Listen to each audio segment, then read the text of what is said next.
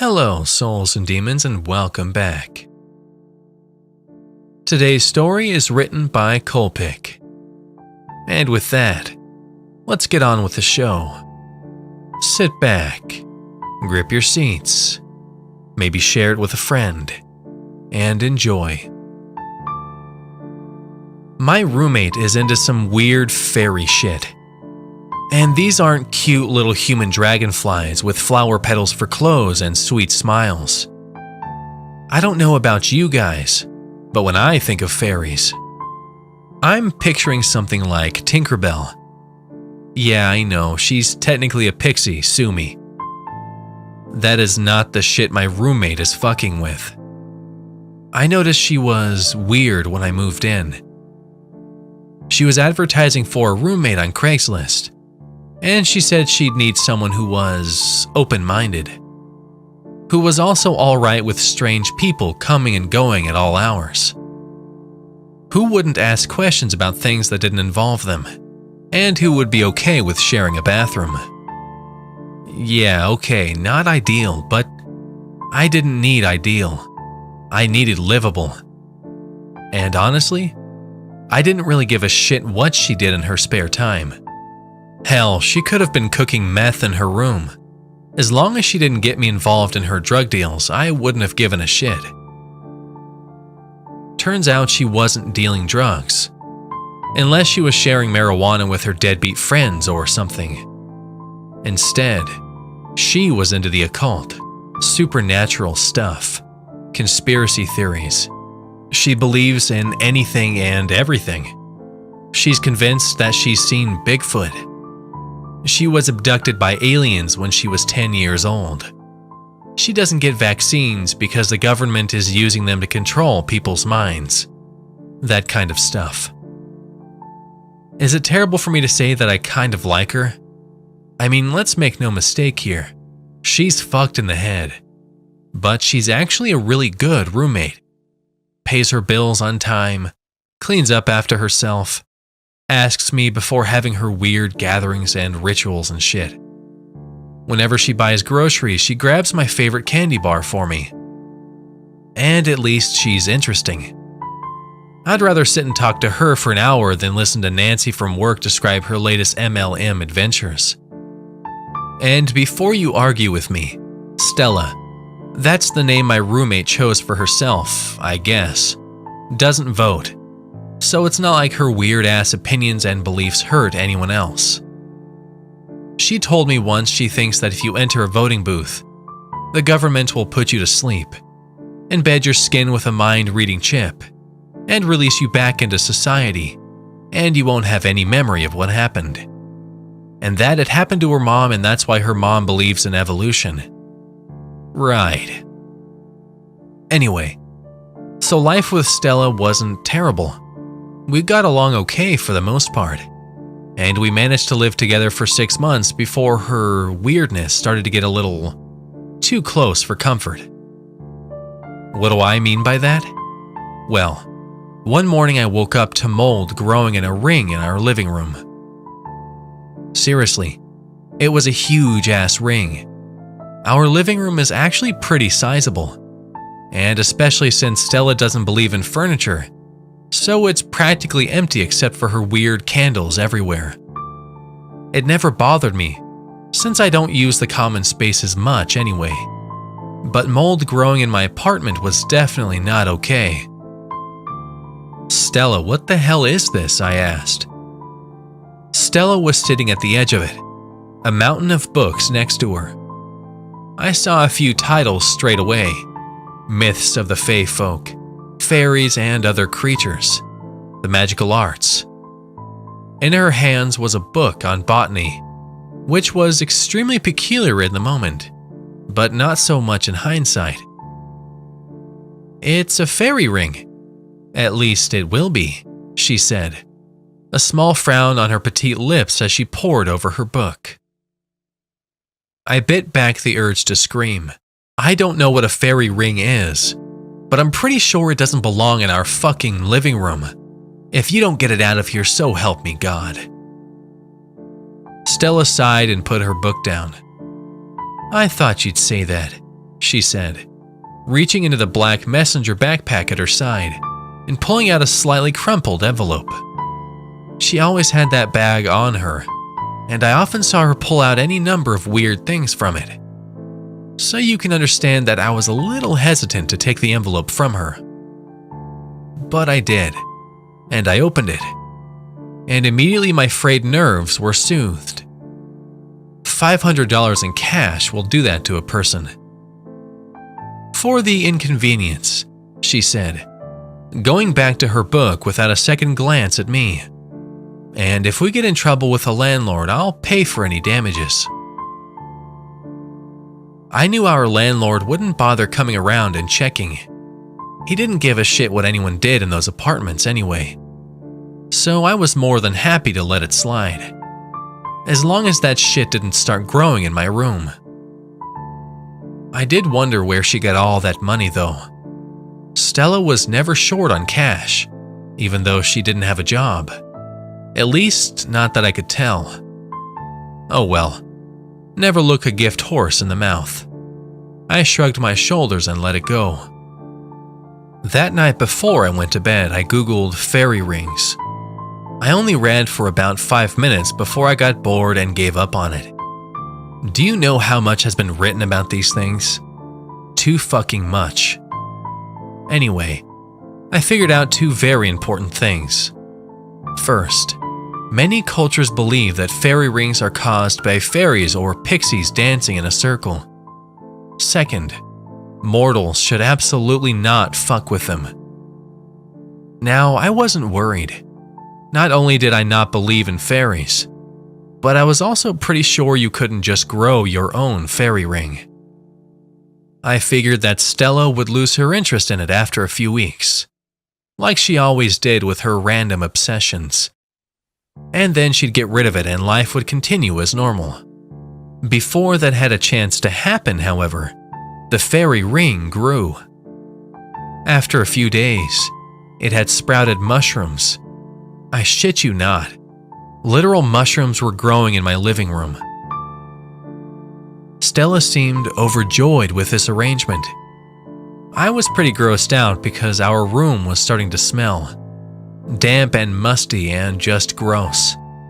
I really wanted to yank up that carpet and scrub all that nasty crap away. But I focused on the $500 I was getting for being cooperative and tried to will away my annoyance. Stella's excitement grew over the next few days, until it spilled over into the few conversations we had. "It's almost ready. They'll be here soon, I can feel it," she said one night when we were having a beer. She was sitting in the middle of the circle while I stayed far outside of it. Not out of superstition, but because I wasn't going near that nasty thing. "Are you sure that's how it works?" I asked. My skepticism must have been obvious, because her response was just on this side of indignant. "I've done my research, Janice. It's like that movie, what was it? If you build it, they will come. Just like that. I've made the ring. They won't be able to resist dancing on it. That's just how it works." I wasn't convinced, but hell, why not? It's not real anyway, so who cares how she thinks it works? "So what happens afterwards?" She looked confused. "After what?" "After the fairies show up," I said. "What happens? Do you talk to them? Trap them? Ask them to grant you a wish? What?" She stared at me in utter bewilderment for a second, and then burst out laughing. "God, Janice, you're so funny sometimes," she said. I chose not to press the point. Instead, I finished my beer and went to bed. Things played out about how I expected over the next week or so. Stella was obsessed with her fairy ring. I cycled between ignoring it and indulging her. Eventually, her interest started to wane and she began to turn her attention to other things. I noticed a few books on the Jersey Devil appearing around the apartment. So I figured that's what would plague my life next. I felt like I was living in some sort of sitcom.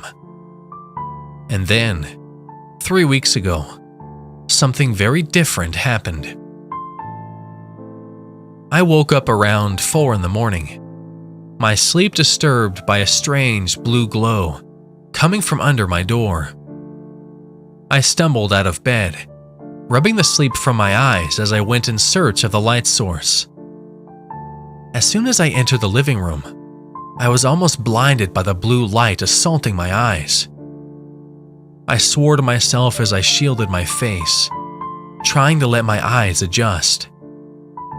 Eventually they did, and I was able to take in the terrible sight that awaited me. Stella, naked, dancing on the fairy ring. Her body twisted and jerked, almost like she was being pulled along. She stumbled but didn't fall, going round and round so quickly it made me dizzy. I started to walk towards her, confused and somewhat unsettled. Was she on acid or something? I almost just went back to my room and pretended I hadn't seen anything. But then the blood caught my attention. It oozed from small cuts all over her body. A ring of blood was crusted around her wrists. Slashes across her abdomen resulted in red rivulets tracing paths down her legs. Finally, I saw her face. Her eyes were fixed on me, and a shudder worked its way down my spine. Her face was twisted in agony, her mouth a grimace, her eyes red with tears. Snot was running out of her nose. She was heaving for breath, and I was sure, so sure I saw her scream. Except there was no sound. Nothing at all. I couldn't hear the sound of cars passing by on the road outside, the sound of her feet on the carpet, the sound of her breathing. It was like I was trapped in a vacuum. But then again, I didn't really need to hear what she was screaming. I could read it on her lips like the words had been printed there. Help me, help me, help me. My body responded to her silent plea and I lunged at her, hand outstretched, intent on wrenching her from the circle. But just then, she disappeared, vanished in front of my eyes as though she'd never been there. I tripped and fell to my knees, just outside the ring of glowing blue mushrooms that dotted the floor. Slowly, before my eyes, the glow faded to nothing until I was alone in the dark.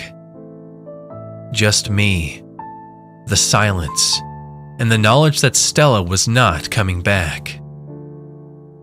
I called the police, of course. That's what you do, right? I've never been in a situation quite like that before. I knew I couldn't just tell them what I saw. So I just told them that when I woke up, she was gone, and that was rare for her. That I was worried something had happened. They declared her missing. I steered clear of the living room. I wanted to get out of there as fast as humanly possible. So I booked a hotel room until I managed to find another place. I didn't give a shit about breaking the lease or forfeiting the security deposit on the apartment. I just wanted out. I got a place pretty quickly. A real dump of a studio apartment, but it's affordable. And built up my courage to go back to our apartment, to pack up my few things and go. When I opened the door, God, no matter how long I live, I'll never forget this. When I opened the door, she was there, lying there, in the middle of the fairy ring. The cuts had deepened into permanent grooves in her body. She was thinner than before, as though someone had sucked the flesh out of her, tightened her skin until it was tough and leathery. In fact, she almost looked like she'd been mummified. Her eyes were gone. Her teeth were gone. Her mouth was still gaping open, still screaming for someone, me, to help her. And as I stared at the body, I swear to God, I heard a faint giggle coming from somewhere in the apartment. I think I'm done with roommates for a while.